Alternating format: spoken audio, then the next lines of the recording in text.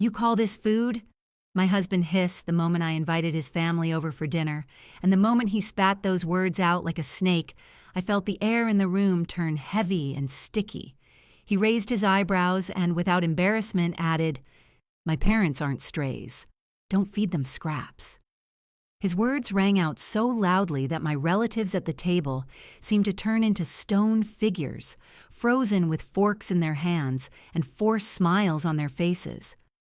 I, without taking my eyes off my plate, quietly whispered, "I didn't order this." And when he turned to me with the obvious intention of stinging even more, his jaw suddenly dropped, because he didn't expect to hear those words from me. "My name is Eliza. I'm 28 years old, a designer, currently on maternity leave. Until recently, I sincerely believed my life was quite successful, that I'd managed to build something stable and fulfilling, just as we all dream of in our youth. I was married to a man who initially seemed like the kind of person I could confidently connect my future with. Cheerful, charming, able to find the right words for everyone, responsive to the smallest details. His name was Ricardo. We met by chance through mutual friends during a weekend in the mountains. He was the center of attention back then, telling stories, making everyone laugh, but he also managed to make me feel like the only woman in the room, as if all his brilliance was directed solely at me. A year later, he proposed to me right during a picnic on the coast as the sun was setting into the sea, and without a second's hesitation, I accepted. My parents accepted him immediately, and his family, Lorenzo and Barbara, welcomed me with such warmth that at first I felt like the daughter of not one, but two families.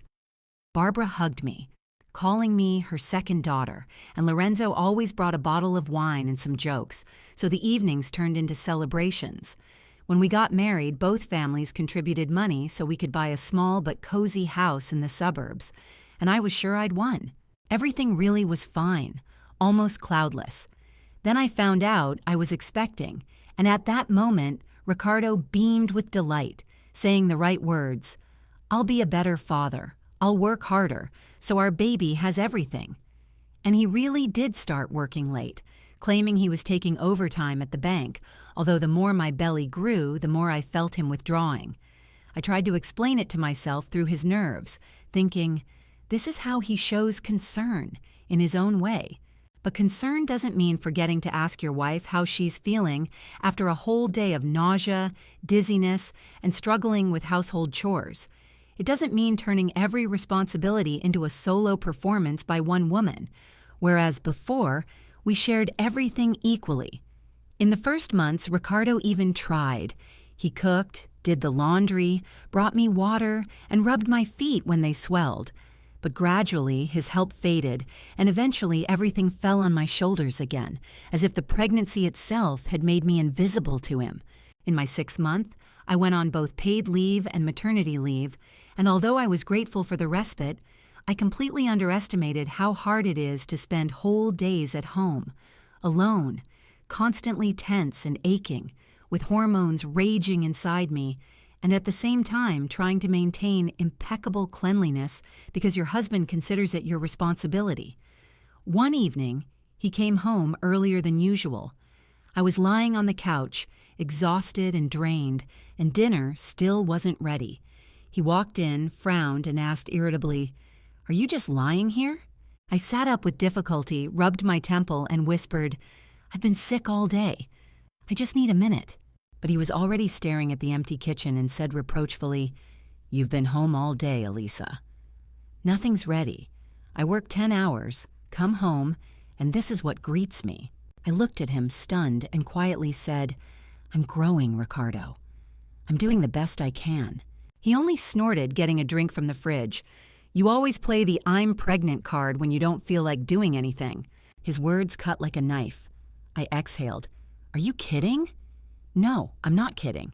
He turned to me and added, "You don't work. You barely do anything." My throat tightened. My voice wavered. "So what do you want from me? A wife or a housekeeper?" He shook his head as if I was being dramatic. "I need you to stop acting like the child gives you every right to do so." I didn't scream or cry. I simply stood up, walked past him, and said calmly, I'm going to my parents. I need space. I need peace. Fine. Do whatever you want, he snapped. And so I did. That same evening, I packed my suitcase, and the next morning, my father came to pick me up. We drove in silence, and only when we pulled up to the house did he squeeze my hand tightly, as if saying more than words could. My mother had already prepared the guest room, placing lavender lotion on the nightstand, and in that moment, for the first time in a long time, I felt safe. 2 weeks passed, then 3, and all that time I carried a heaviness inside, not so much physical as emotional, because I had sent Ricardo a short message about how my pregnancy was progressing, but I never received a reply. Although it was painful, I wasn't surprised, because somewhere deep inside, I had expected precisely this cold silence, as if my husband had already finally closed the door between us. And then one day, completely unexpectedly, my parents opened the front door and Lorenzo and Barbara were standing there, standing as if unsure of what to do. I was stacking tiny onesies and tiny socks in the living room when my mother called, "Eliza, you have a visitor." I froze, disbelieving my ears, and it wasn't until Barbara stepped into the room, her face contorted with worry, and Lorenzo followed her with a paper bag of groceries that I realized they had actually come to see me. Barbara hurriedly said, I'm so sorry. And it was immediately clear they only knew bits and pieces. "We had no idea what was going on," she said. "Ricardo didn't tell us anything." Lorenzo sighed heavily and added, "We stopped by your house, and when you weren't there, we pressured him until he finally confessed. And I confess, we're ashamed, because we thought everything was fine." I sank slowly onto the couch, unsure of what to say, and Barbara sat down next to me, leaned over, and quietly said, "Eliza, I know how you feel right now. I remember what it's like to be pregnant, and I just want you to know that you don't have to go through this alone." They stayed for over an hour, apologizing, telling stories from Ricardo's childhood that were meant to make people smile, and even making inappropriate jokes about his father, trying to lighten the mood. I nodded and smiled politely, but inside, I was torn apart, because the truth was, Ricardo wasn't just absent, he was cruel. And yet, perhaps, this very visit was a sign that compassion still simmered in this family. A few days later, Ricardo unexpectedly showed up on the porch of my parents' house, unannounced, as if nothing had happened. I opened the door and saw him, exhausted, with dark circles under his eyes. He said quietly, "I'm sorry." I shouldn't have said what I said. I didn't mean to make you feel alone. I crossed my arms and replied coolly, "You didn't make me feel alone, Ricardo. You left me alone." He looked down and muttered, "I know." I was depressed, stressed, but I want to fix it. I wanted to believe him, but I said firmly, "I'll come back, but only after the baby is born. I don't want stress in the last trimester." He nodded, agreed, and that was the end of the conversation, though deep down I doubted his sincerity. Mimi was born on a rainy October morning, after 14 grueling hours of labor, and my mother held my hand the whole time because Ricardo was stuck in traffic after his night shift. He arrived just in time for our daughter's first cry to tear through the room, and the look on his face, exhausted, shocked, his eyes wet with tears, is forever etched in my memory. For a second, I believed things would be different. We brought Mimi home, wrapped in a soft floral blanket, and were filled with hope, as if this little bundle of joy was destined to save us both. The first few days flew by almost like a dream. Diapers, hiccups, neighbors, and friends bringing endless casseroles, and Ricardo was gentle, holding our daughter carefully in his arms as if she were made of glass, kissing my forehead when I fell asleep sitting upright. But his phone vibrated constantly, and even during feedings or when I cried in the shower from exhaustion, he responded to messages from colleagues, assuring them he simply needed to know. In the second week, he was fully back at work, and that's when reality set in. Mimi had developed colic, screaming for hours at night, unable to latch on properly. I pumped between feedings to keep up. My breasts were cracked. I was drenched in sweat, changing 3 shirts a night, and for several days in a row, I hadn't slept more than 2 hours. Ricardo would step over discarded burp pads on the floor, kiss the top of his daughter's head, and mutter, "You can do this, baby," as he picked up his travel mug and walked away. But I couldn't do it. I was drowning. He started coming home late again, sometimes after 9, and still expecting dinner. I tried. I really did. But sometimes I didn't even have the strength to get up. One night, after a particularly exhausting evening, I dozed off in the rocking chair, clutching Mimi to me, and woke only to find she was fast asleep and my shirt was soaked with milk. I got up unsteadily, heated up the soup, and left it on the stove. When Ricardo walked in and saw the pot, he raised an eyebrow. "Soup again?" I blinked, barely containing my irritation. That's the best I could do. "She hasn't stopped crying since noon." He gave a tight smile and said, "You remember my parents are coming over on Saturday, right? I'd like you to cook something decent." I nodded. "I haven't forgotten." "But Barbara wrote to tell me not to obsess over food." He snorted. "It's just politeness." "I don't want them to think you can't cook even a simple meal." I remained silent. The week had become a complete mess. Mimi's sleep had worsened. I was living on caffeine and dry shampoo. The night before the visit, I finally tried making pasta, but right in the middle of it, Mimi screamed so loudly that I had to drop everything and pick her up, leaving the pot on the stove for good. By morning, I was shaking with exhaustion, as if every cell in my body had finally decided to admit that it could no longer endure this endless cycle of sleepless nights, endless feedings and reproaches. Ricardo left early without even a glance in my direction, leaving behind only a brief reminder that sounded more like a command than a request. "Remember, no store-bought junk. I want Mom to think we're doing well, like we didn't fall apart the second I walked out the door." His words resonated within me all day like a stinging scar. Despairing, realizing I simply didn't have the energy to cook or clean, I dialed the local delicatessen and ordered their signature appetizer set: marinated olives, fragrant rosemary focaccia, truffle hummus, tender prosciutto, cheeses imported from Europe, and handmade crackers. To add a little coziness, I stopped by the flower shop on the corner and bought a fresh bouquet of tulips, deciding they would disguise my fatigue better than any preparation. I just started arranging the food on our plates, trying to convince myself it all looked convincing enough, when the doorbell rang.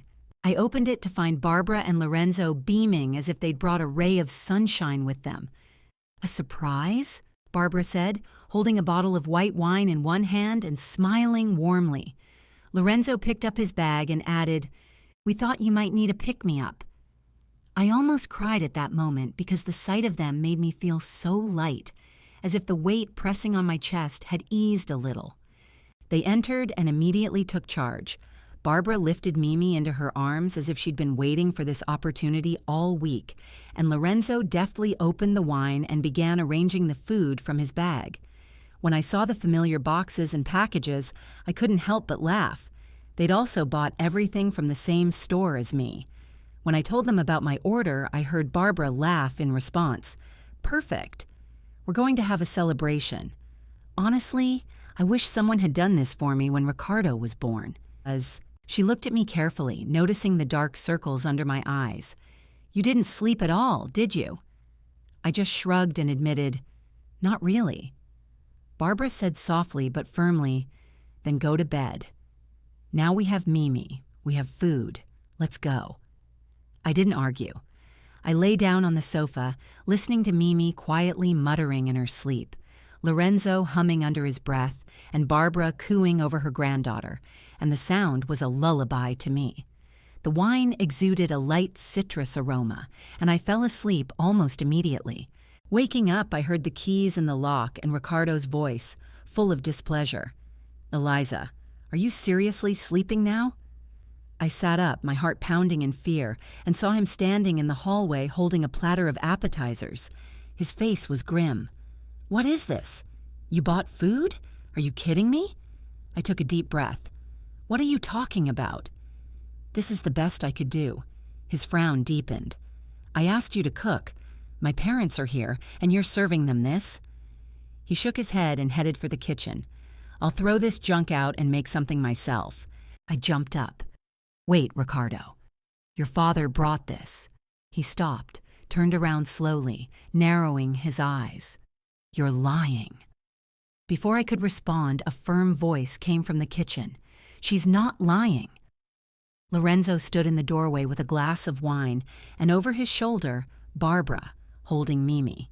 Ricardo froze and, confused, asked, Did you buy these snacks? Lorenzo stepped forward. Yes. Barbara chose them. I paid. We thought Elisa was exhausted and wanted to help. Ricardo gritted his teeth. I just thought you didn't. His voice was pitiful. But Lorenzo snapped, Enough! And Barbara's voice was colder than I'd ever heard it. You just assumed and insulted your wife in front of your daughter. Ricardo's face paled. He tried to laugh it off, but no one was smiling. Barbara continued.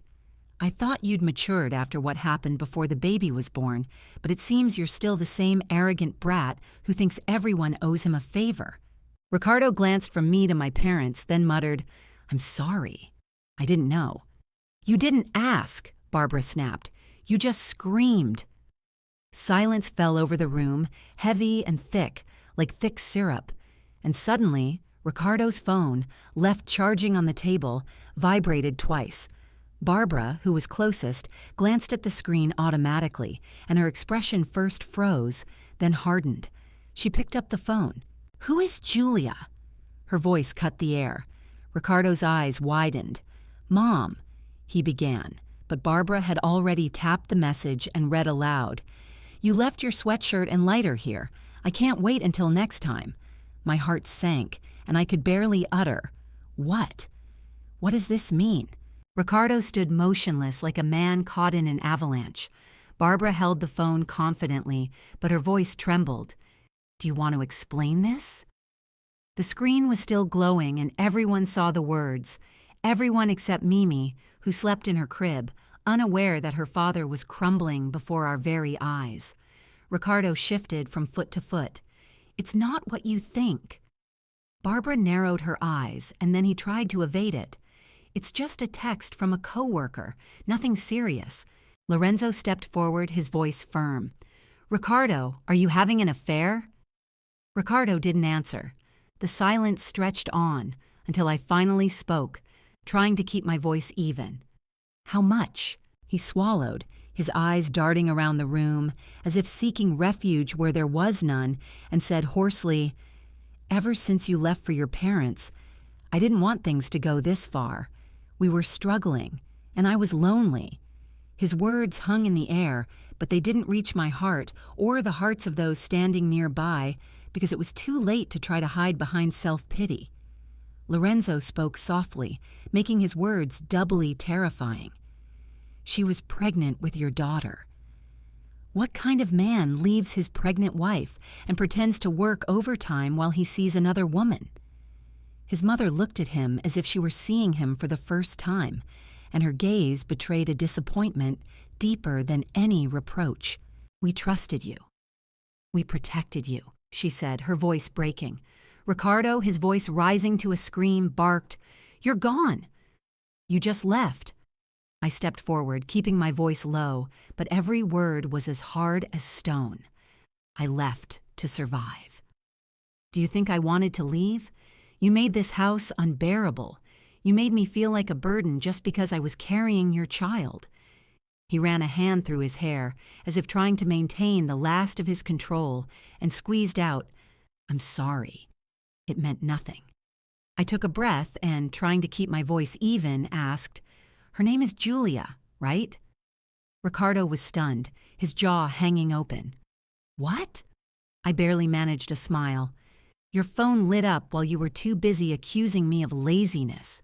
Barbara's hands dropped, and her voice was bitter.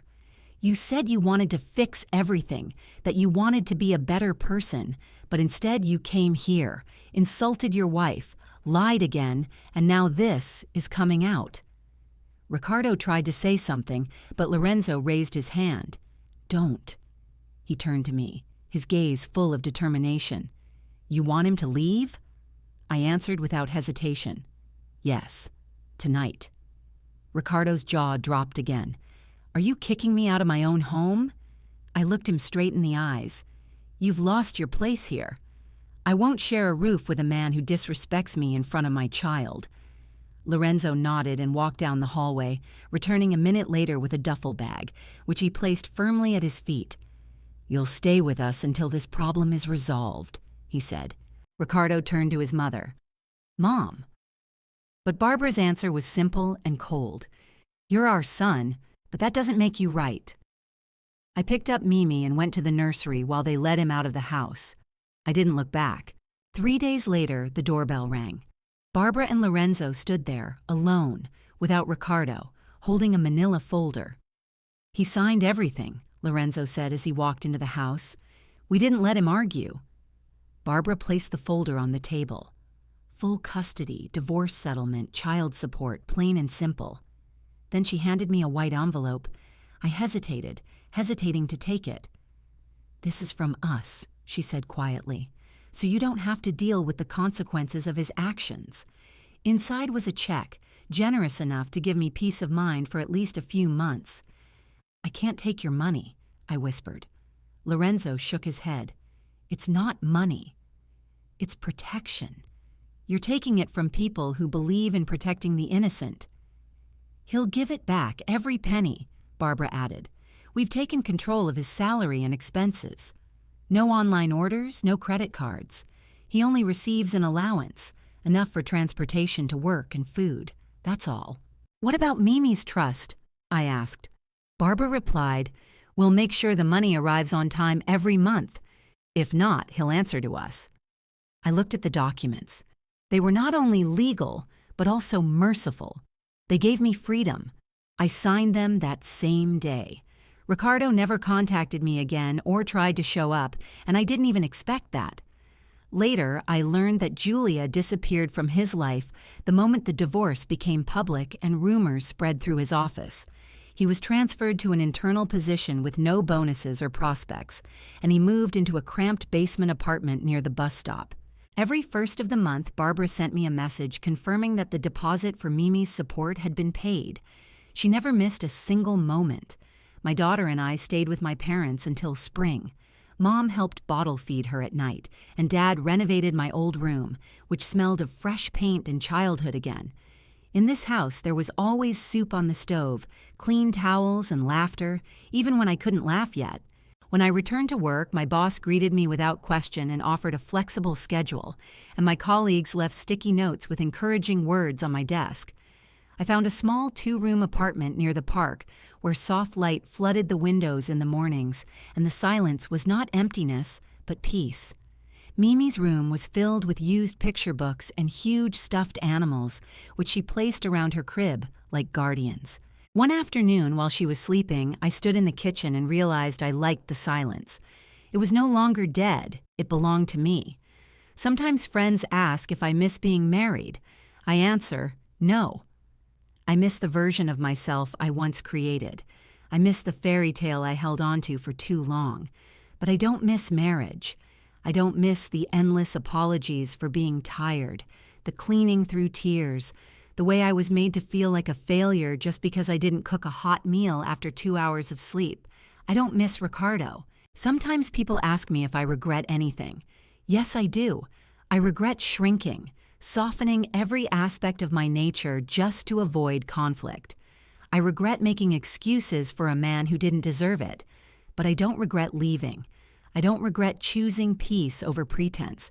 I don't regret packing my suitcase, taking my daughter with me, and never looking back.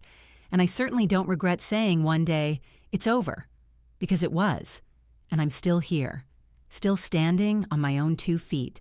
And most importantly, I'm free.